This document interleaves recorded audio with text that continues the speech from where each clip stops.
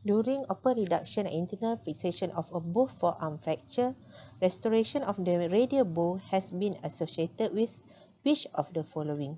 1. Wrist extension strength. 2. Wrist flexion strength. 3. Forearm rotation. 4. Elbow range of movement. 5. Reduced incidence of synostosis. And the answer is 3. Forearm rotation. Fracture of both bone forearm are relatively common injuries.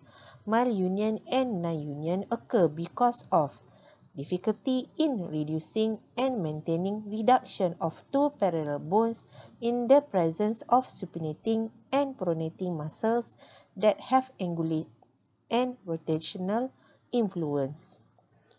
Restoration of length, opposition, axial, and rotational alignment must be achieved if a good range of pronation and supination is to be restored.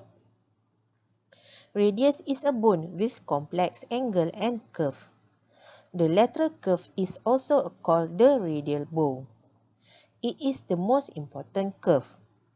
The radial bow plays an important role in supination and pronation of the forearm where the radius rotates around the fixed ulna.